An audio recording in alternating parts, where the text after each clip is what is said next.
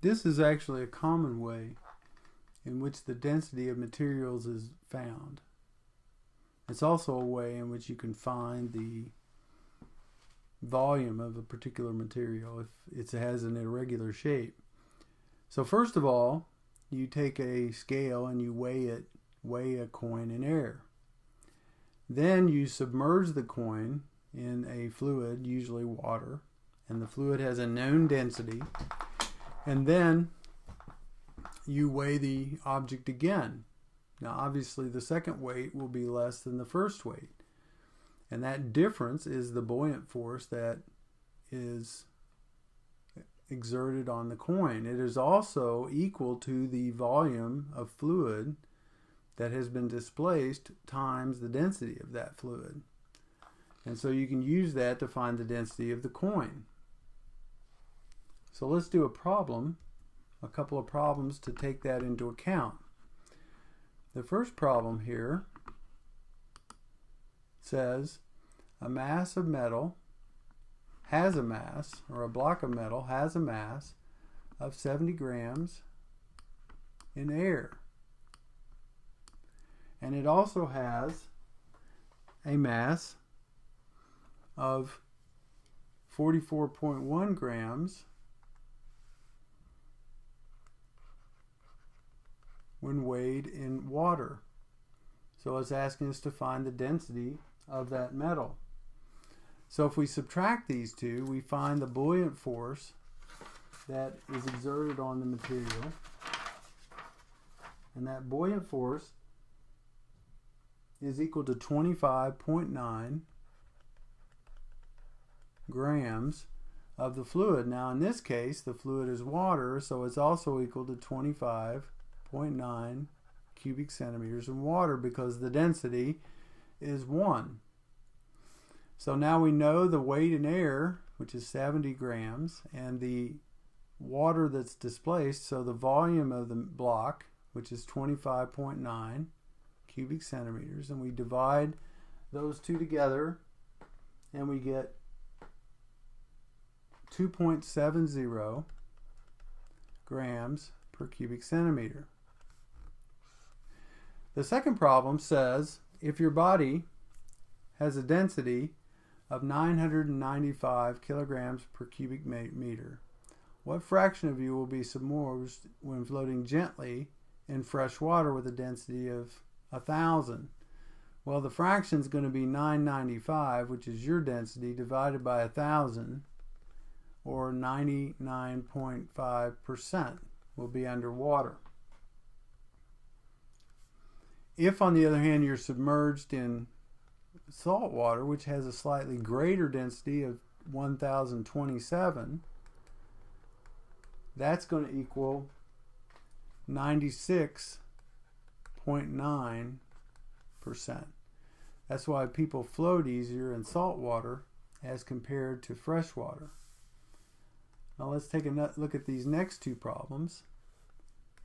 We have an immersion instrument that's used to measure a woman's density. Actually, immersion instruments can also be used to measure percent body fat.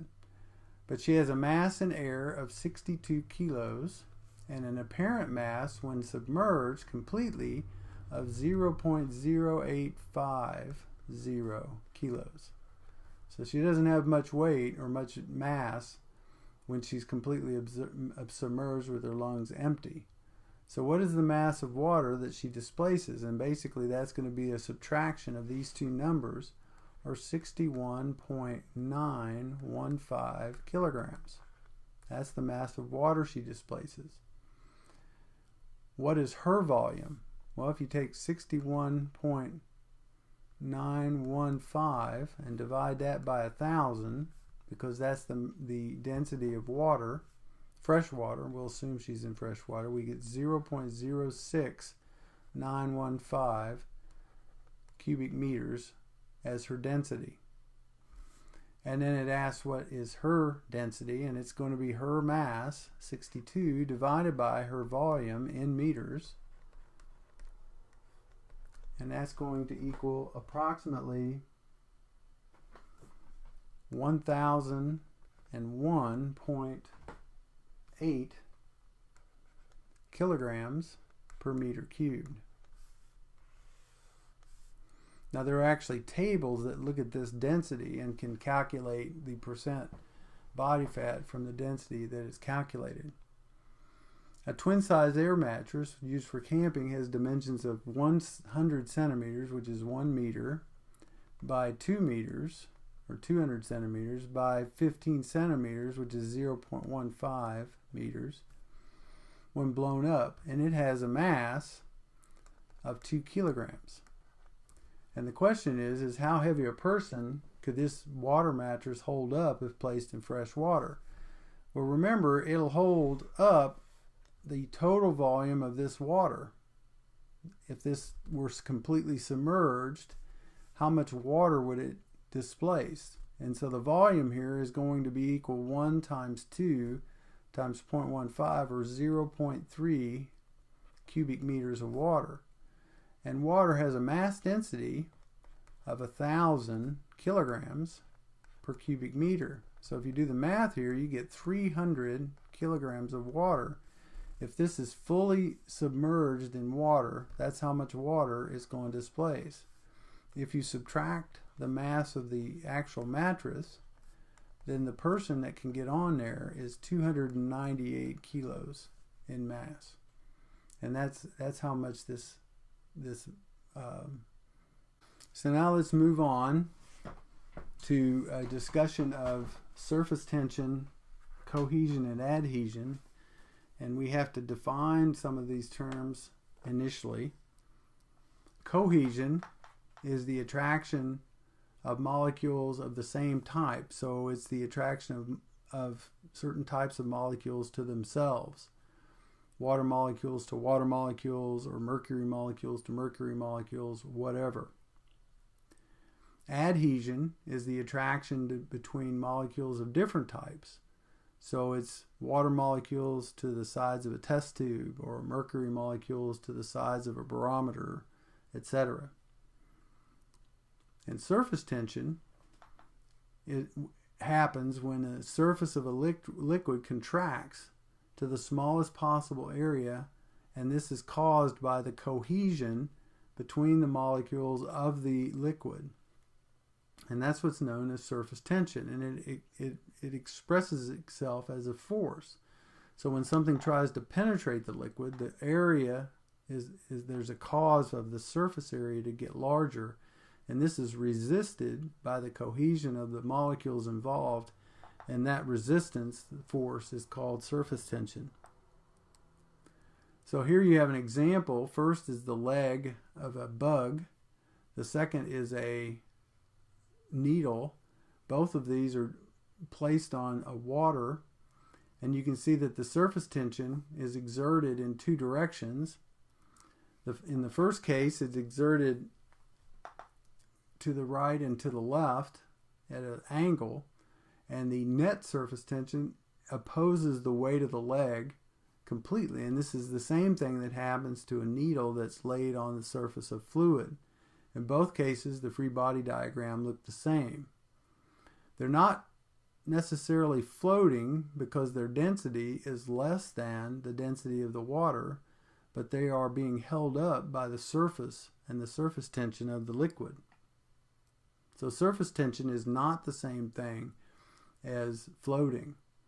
So here, as it says, the insect's leg dents the water surface, causing a force, which is a restoring force, that's parallel to the surface. And it is summed in such a way as it works against the weight of the leg. Similarly, if an iron needle is placed, it dents the fluid, and the restoring surface tension presses against the dent or the indentation caused by the pin. Surface tension can also occur when you have two balloons. The larger the surface area of a balloon, as in P1 here, the less the pressure in that balloon. And so P1 will have a less pressure than P2 because the surface tension of the material that the balloon is made out of is greater in P2 compared to P1. And so if you open a one-way valve or a valve, the smaller balloon will continue to get smaller and the surface tension will continue to get larger, pushing the air into the second balloon, and it gets larger and its surface tension gets smaller as it gets larger. And this causes the flow of air in this direction. Now this is what's known as capillary action. You have two situations here, one of which is where the capillary action causes the fluid to actually decrease in the tube that's placed in the water or fluid. The second is where it comes up the wall. So A is mercury. Mercury has a very high density, and it is suppressed in a glass tube because its contact angle is greater than 90 degrees. The surface tension exerts a downward force as it's flattened by the mercury and is suppressed in the tube. And that's why the meniscus in a mercury tube is shaped in the way this dashed line is shaped, with the facing upward.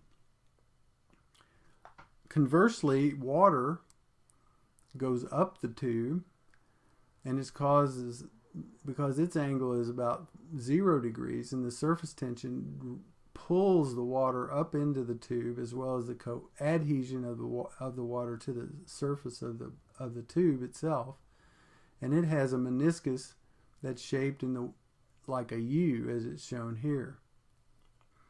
Whenever you measure the volume of something in a tube like this, the volume is measured from the bottom of the meniscus in a water situation like this, and the top of the meniscus in a situation like that.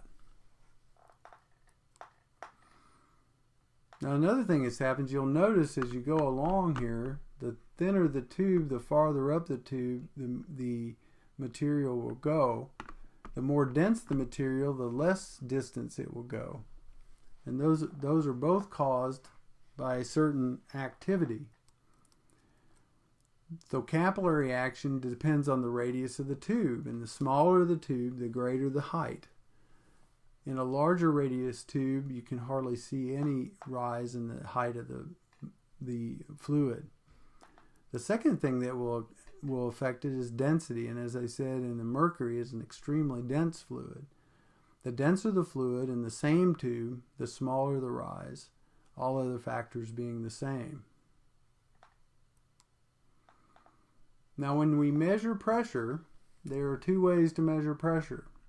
On this slide we have what's known as an open barometer, okay? And an open barometer measures the pressure with an opening to the atmosphere. And so the difference here has to be added to atmospheric pressure, because the difference is not just pushing this fluid up, it is also pushing the atmosphere up. So the absolute pressure is the atmosphere plus whatever amount of fluid was pushed up. This is also true here, but in this case the atmospheric pressure is actually greater than the pressure inside this canister, and so you have the atmosphere pushing it up. So it's actually a negative number here. And that's what's explained in this text. This is an open tube manometer. There's two kinds of manometers, an open tube manometer and a closed tube manometer. In an open tube manometer, the pressure is dependent on atmospheric pressure, because if it pushes it up, it has to push the atmosphere out of the way as well. And if it goes the other direction, it's subtracted from the atmospheric pressure. Now this is the second type. This is a closed tube manometer. This is a vacuum, and so there's no pressure in here.